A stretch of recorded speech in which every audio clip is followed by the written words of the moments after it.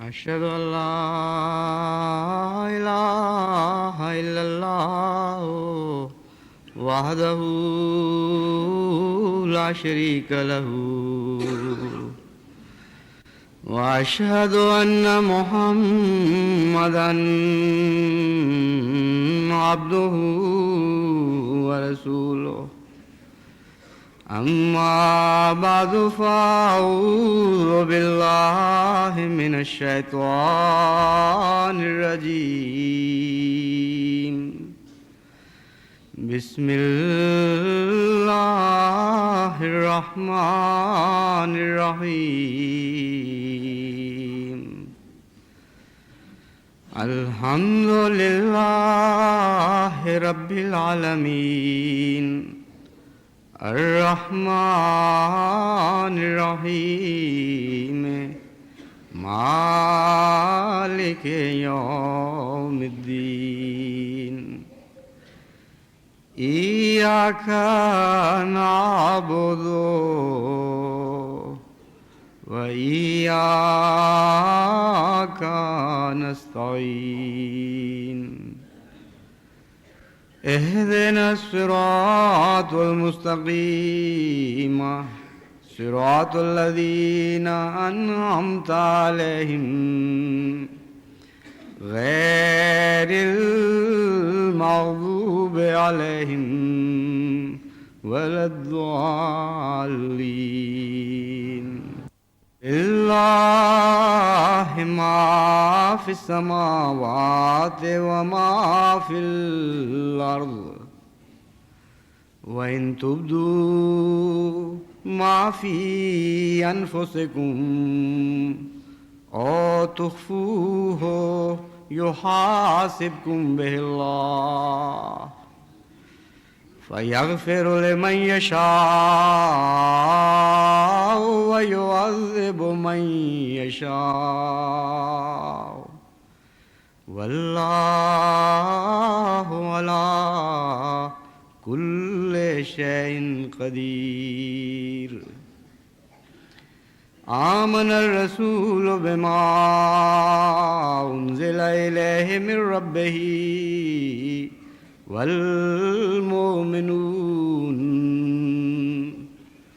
كل آمن بالله وملائكته وكتبه ورسله لا نفرق بين أحد من رسله وقالوا سمعنا وأطعنا غفرانك ربنا وإليك المصير۔ اللہ تعالیٰ کی مغفرت کا مضمون بہت ہی وسیع ہے، اور جیسا کہ اس لفظ کے معنی میں ڈھانکنا، ڈھانپ لینا پایا جاتا ہے، اسی طرح یہ صفت مغفرت بھی انسانی زندگی کے سارے اعمال کو ڈھانپے ہوئے ہے، خواہ وہ تعلق باللہ کے اعمال ہوں، یعنی اللہ سے تعلق رکھنے والے، یا حقوق العباد سے تعلق رکھنے والے اعمال ہوں۔ بہت ہی وسیع مضمون ہے جس کو قرآن کریم نے مختلف پیرائے میں مختلف مواقع پر بیان فرمایا، اور اس صفت سے متعلق گفتگو کرتے ہوئے یہ ممکن نہیں کہ تھوڑے وقت میں اسے بیان کیا جا سکے۔ ویسے تو قرآن کریم میں کوئی ایک بھی آیت ایسی نہیں جس سے مضامین کے چشمے نہ پھوٹتے ہوں اور ان پر انسان کسی صورت میں بھی حاوی ہو سکے۔ چنانچہ قرآن کریم کی کسی آیت کی تفسیر پر حاوی ہونے کا دعویٰ ہی ایک نہایت متکبرانہ دعویٰ ہے اور بالکل جھوٹا دعویٰ ہے۔ تو ان معنوں میں تو ہر آیت، جب ہم عرف عام میں بات کرتے ہیں تو ان آیات میں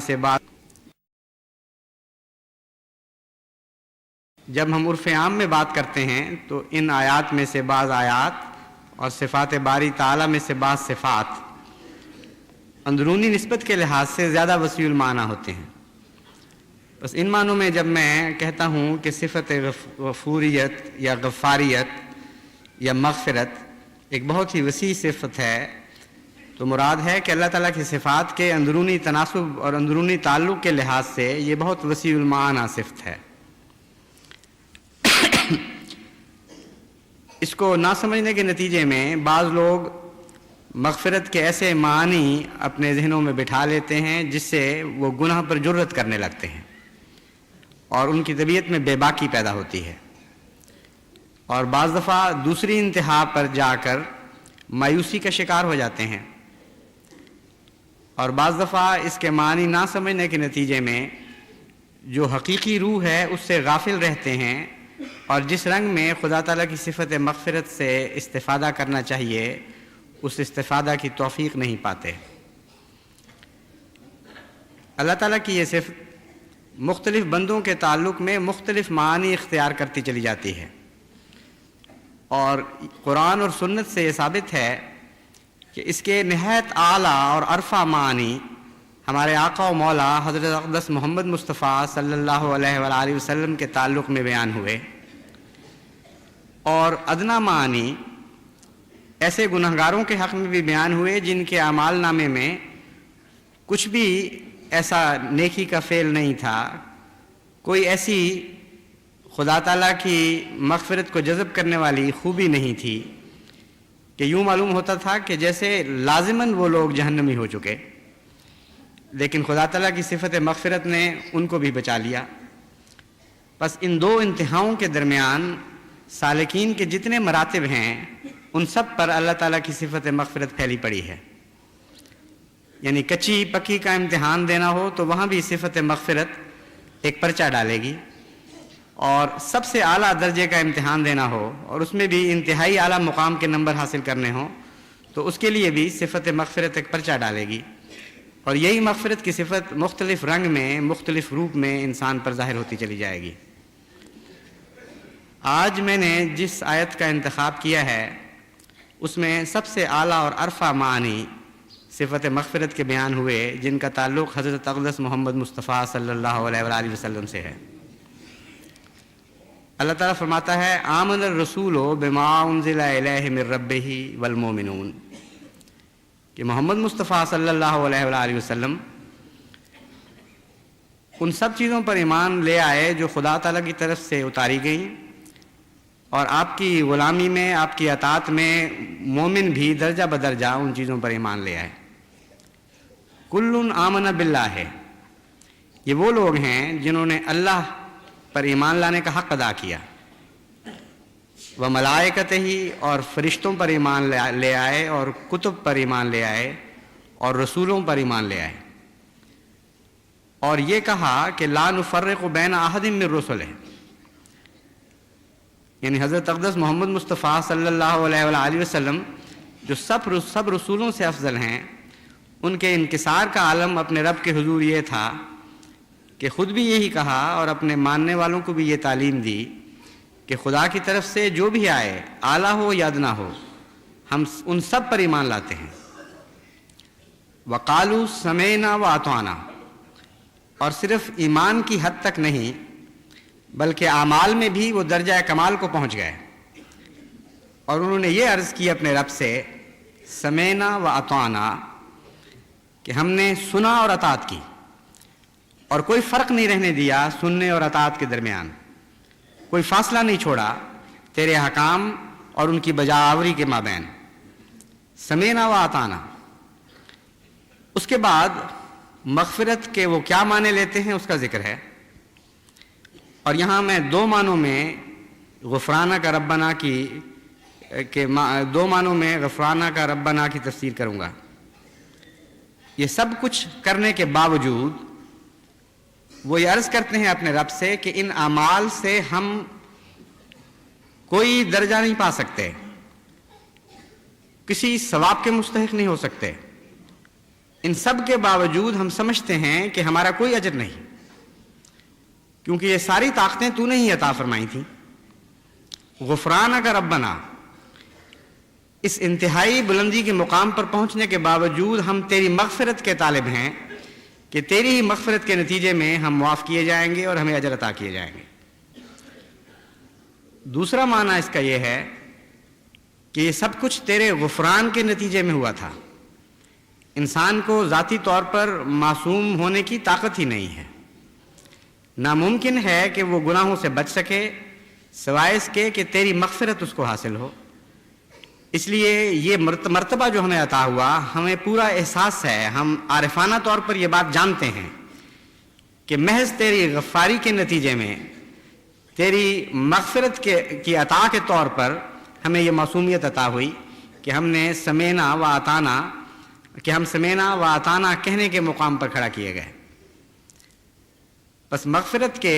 یہ دو معنی ہیں جو نہایت اعلیٰ اور عرفہ ہیں، اور آن حضرت صلی اللہ علیہ وآلہ وسلم کے متعلق جب بھی لفظ مغفرت استعمال ہوا ہے یا آپ نے استغفار کا لفظ اپنے لیے استعمال فرمایا، علی الخصوص ان دو معنوں میں وہ استعمال ہوا ہے، یعنی گناہوں کی بخشش کے معنوں میں نہیں، بلکہ گناہ نہ کرنے کے باوجود انکساری کی انتہا کے طور پر یہ عرض کرنے کے معنوں میں ہے کہ اے خدا، ان سب باتوں کے باوجود انسان فی ذات ہی کسی چیز کا مستحق نہیں ہے۔ جب تک تیری مغفرت نصیب نہ ہو اس وقت تک کوئی انسان بخشش کا دعویٰ نہیں کر سکتا، نجات کا دعویٰ نہیں کر سکتا۔ اور دوسرا معنی یہ ہے کہ تیری عطا کے سوا، تیری مغفرت کے سوا کوئی انسان معصوم بن ہی نہیں سکتا۔ بس حضرت مسیح موعود علیہ السلام نے ان معانی کو بڑی وضاحت سے مختلف مواقع پر بیان فرماتے ہوئے مستشرقین اور دیگر معاندین اسلام کے ان اعتراضوں کو رد کیا، جو یہ کہا کرتے تھے کہ دیکھو تمہارا رسول تو کثرت سے استغفار کرتا تھا، اور روایات سے پتہ چلتا ہے کہ دن میں 100 بار آن حضور صلی اللہ علیہ وآلہ وسلم استغفار فرمایا کرتے تھے۔ تو انہوں نے اپنی جہالت اور نادانی میں یہ اعتراض کیے کہ ثابت ہوا کہ بہت ہی گناہ گار تھے، نعوذ باللہ من ذالک۔ استغفار کا تو مطلب ہے گناہ بخشنا، بس جس نے زیادہ گناہ کیے اس نے زیادہ استغفار کی، اور اپنی نادانی میں انہوں نے یہ دعویٰ کیا اور حضرت عیسیٰ علیہ السلام پر یہ الزام لگایا کہ گویا وہ استغفار نہیں کرتے تھے۔ حضرت مسیح موعود علیہ السلام نے اس دوسرے معنی کو بڑی تفصیل سے بیان فرمایا۔ آپ نے فرمایا کہ غفرہ کا اصل معنی ہے ڈھانپ لینا اور گناہوں سے دور کر دینا، انسان کے گناہوں اور اس کے درمیان پردہ حائل کر دینا، یعنی انسان کے اندر سے گناہ کی خواہش کو تلف کر دینا اور گناہ کے مواقع سے اس کو دور رکھنا۔ بس آن حضرت صلی اللہ علیہ وآلہ وسلم جب خدا تعالیٰ کے حضور استغفار کرتے تھے تو ان معنوں میں استغفار کرتے تھے کہ اے خدا، پہلے بھی مجھے جو کامل معصومیت عطا ہوئی وہ تیری مغفرت کے نتیجے میں ہوئی، تو نے میرے اور میرے گناہوں کے درمیان ہمیشہ فاصلہ رکھا، یہاں تک کہ ایک موقع پر فرمایا کہ میرا شیطان مسلمان ہو گیا، یعنی نفس امارہ میں برے اعمال کے احکام کی طاقت ہی باقی نہیں رہی۔ بس ان معنوں میں حضرت مسیح موعود علیہ السلام نے فرمایا کہ آن حضور صلی اللہ علیہ وآلہ وسلم استغفار فرمایا کرتے تھے، اور آئندہ کے لیے بھی کہ اے خدا، جیسا حسن سلوک تو نے مجھ سے سابقہ زندگی میں فرمایا، آئندہ بھی ہمیشہ کے لیے مجھے گناہوں سے دور رکھنا اور میرے گناہوں کے درمیان فاصلے ڈال دینا، روکیں کھڑی کر دینا۔ بس جب خدا تعالیٰ آن حضور صلی اللہ علیہ وآلہ وسلم کے متعلق فرماتا ہے لِیَغْفِرَ لَكَ اللَّهُ مَا تَقَدَّمَ مِن ذَنبِكَ وَمَا تَأَخَّرَ، تو مراد یہی ہے کہ تجھے جس طرح پہلے ہر گناہ سے دور رکھا تھا اللہ تعالیٰ نے، اسی طرح آئندہ بھی تجھے ہر گناہ سے دور رکھنے کا وعدہ کرتا ہے، اور گناہ کے قریب بھی تو نہیں پھٹکے گا، یا گناہ کو توفیق نہیں ہوگی کہ تیرے قریب پھٹک سکے۔ بس ان معنوں میں جب ہم غور کرتے ہیں تو پھر ان احادیث کی سمجھ آتی ہے جن میں آن حضور صلی اللہ علیہ وآلہ وسلم کثرت سے استغفار فرماتے ہیں۔ حضرت ابو ہریرہ بیان کرتے ہیں کہ میں نے حضور کو یہ فرماتے ہوئے سنا کہ خدا کی قسم، میں دن بھر میں 70 مرتبہ سے زائد دفعہ توبہ اور استغفار کرتا ہوں۔ حضرت ابن عمر بیان کرتے ہیں کہ کئی بار ایسا ہوا ہے کہ ایک ہی مجلس میں ہم بیٹھے ہوئے تھے اور آن حضور صلی اللہ علیہ وآلہ وسلم نے 100 مرتبہ سے زائد دفعہ یہ دعا کی، رب اغفر لی وتوب علیہ انک انت التواب الغفور، اے میرے رب میری مغفرت فرما، وتوب علیہ، اور میری توبہ کو قبول کرتا ہوا مجھ پر جھک اور مجھ پر رحم فرما، انک انت التواب الغفور، تو بہت ہی توبہ کو قبول کرنے والا اور مغفرت کرنے والا ہے۔ یہاں ایک شبہ پڑتا ہے کہ اگر یہ تفسیر درست ہے تو پھر توبہ کا کیا تعلق ہے؟ توبہ تو عموماً یہی سمجھا جاتا ہے کہ ایسے گناہوں سے کی جاتی ہے جو انسان سے سرزد ہوں، اور آئندہ سے ان سے باز رہنے کے لیے انسان اللہ تعالیٰ کی طرف جھکتا ہے، اس کا نام توبہ ہے۔ تو جیسا کہ میں آگے حضرت اقدس مسیح موعود علیہ السلام کا اقتباس پیش کروں گا، اس مسئلے، اس الجھن سے بھی حضرت اقدس مسیح موعود علیہ السلام نے تاریکی کو دور فرمایا اور ہمارے لیے روشنی کا سامان پیدا کیا۔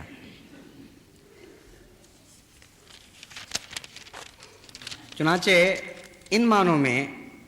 کہ خدا تعالیٰ سے گناہوں سے دور رہنے کی دعا کی جائے،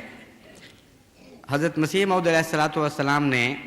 مختلف انداز میں جماعت کو نصیحت فرمائی اور اس طرف توجہ دلائی کہ توبہ کے ادنا معنوں سے بہت بڑھ کر توبہ کے اعلیٰ معنی کی طرف توجہ کرو، اور استغفار کے ادنا معنوں سے بہت بڑھ کر استغفار کے اعلیٰ معنوں کی طرف توجہ کرو۔ اگر تم چاہتے ہو کہ تمام دنیا کی تم مربی بن جاؤ اور تمام دنیا کے لیے راحت و اطمینان کا سامان کرو اور اس کو فلاح اور کامیابی کی خوشخبری دو، تو ضروری ہے کہ اپنے لیے ہر معنی میں بہترین چیز کے طلبگار ہو جاؤ۔ بس اس طرف سے ہماری توجہ ہٹا کر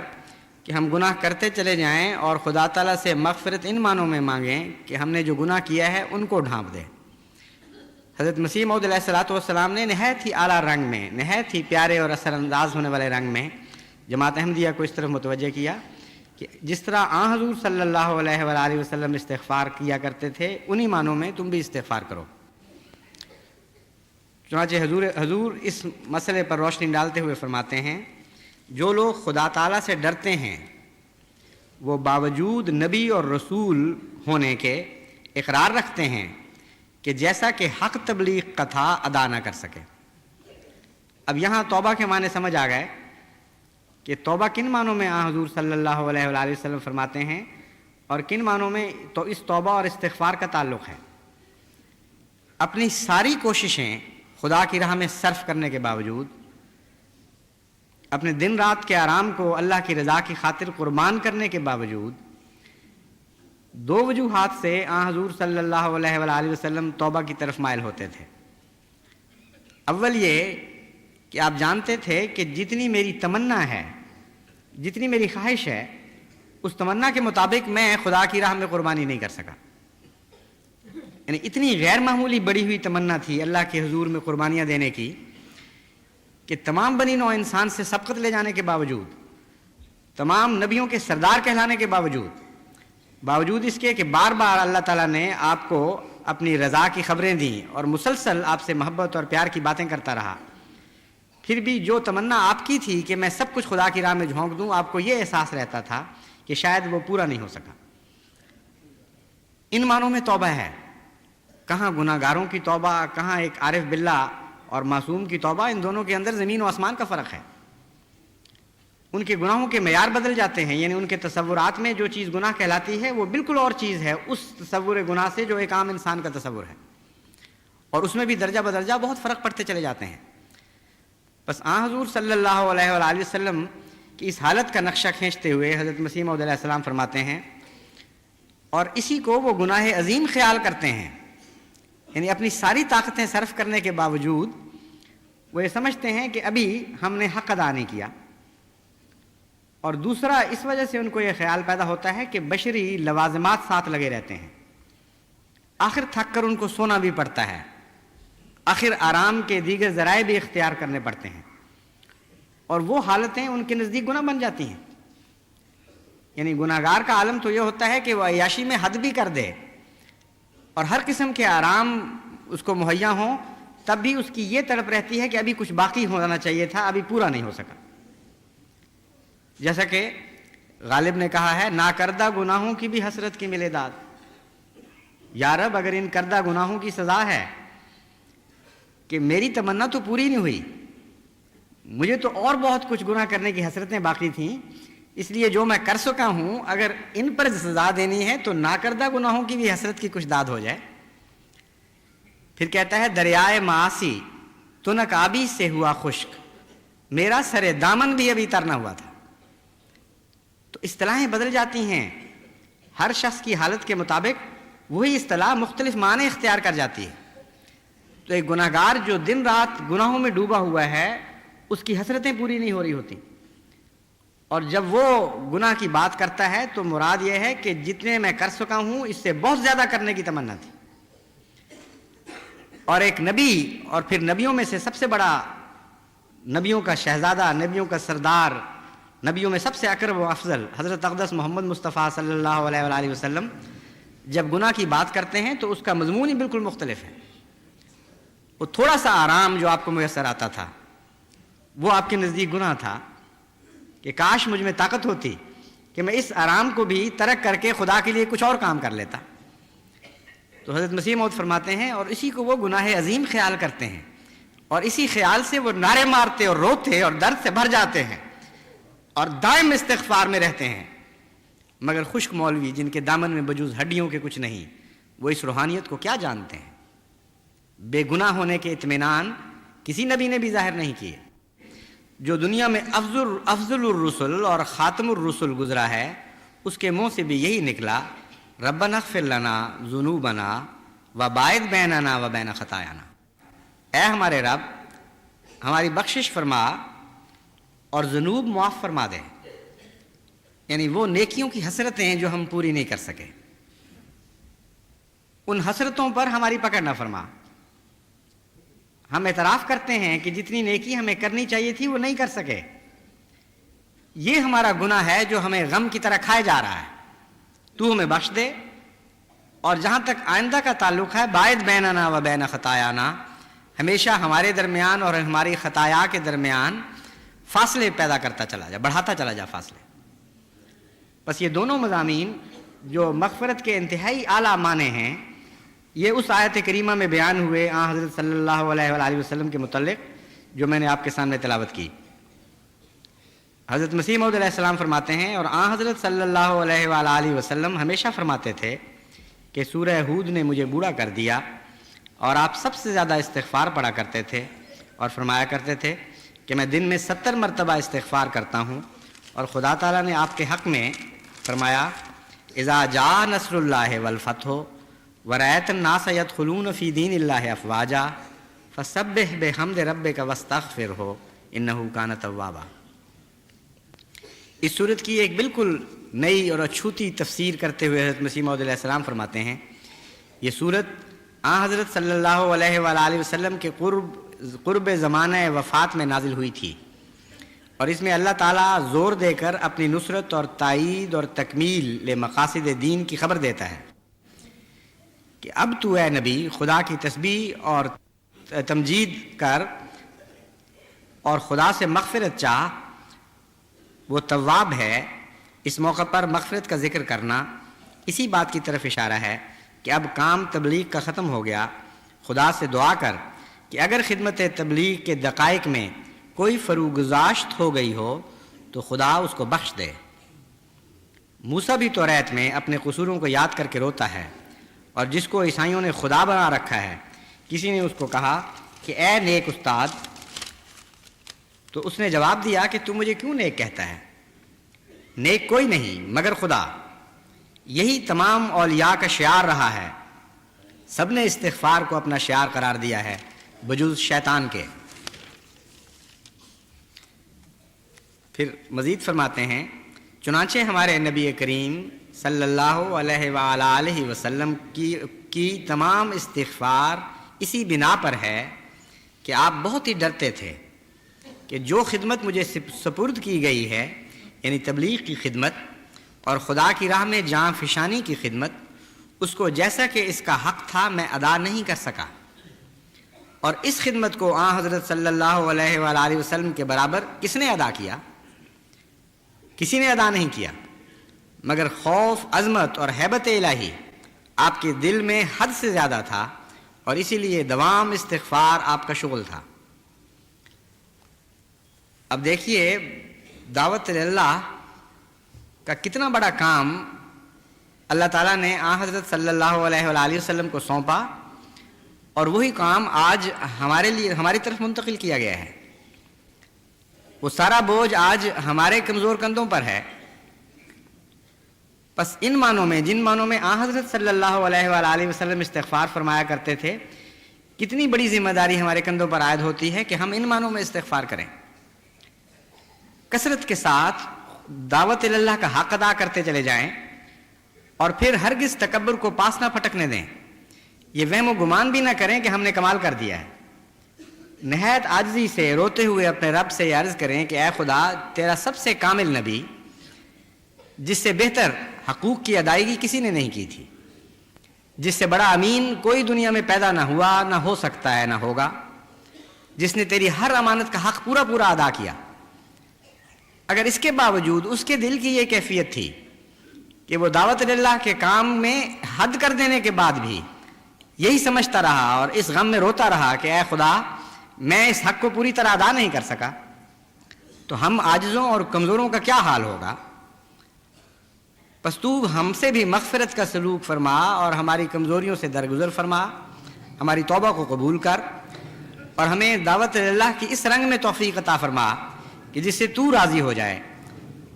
اور تیرے راضی ہونے کے باوجود ہماری تمناؤں کو بڑھاتا چلا جا، اور اتنا بڑھا کہ ہم اور رضا کے طالب ہوتے چلے جائیں، پھر اور رضا کے طالب ہوتے چلے جائیں، پھر اور رضا کے طالب ہوتے چلے جائیں، اور آخر تک یہی سمجھتے رہیں، اور پورے یقین اور وثوق کے ساتھ یہ سمجھتے رہیں کہ ہم نے تو حق ادا نہ کیا، تو محض اپنی مغفرت کی وجہ سے ہم پر راضی رہا اور راضی ہوتا چلا گیا۔ اے خدا، ہمیں توفیق عطا فرما کہ ہم حضرت اقدس محمد مصطفیٰ صلی اللہ علیہ وآلہ وسلم کے نقش قدم پر چلتے ہوئے جان دیں،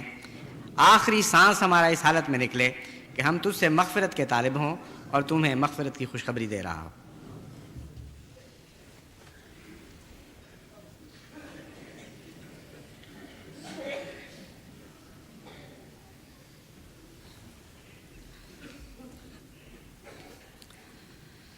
الحمد للہ نحمدہ ونستعینہ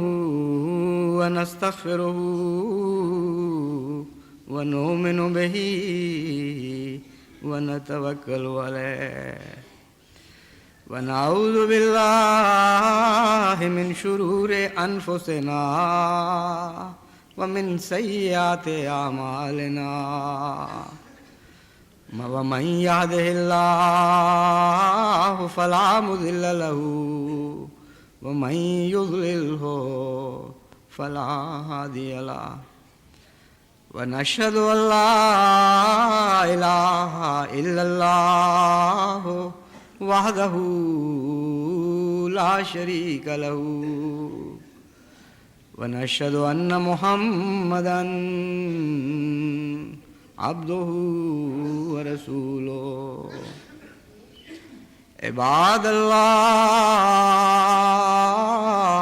رحمكم الله إن الله يأمر بالعدل والإحسان وإيتاء ذي القربى وينهى عن الفحشاء والمنكر والبغي يعظكم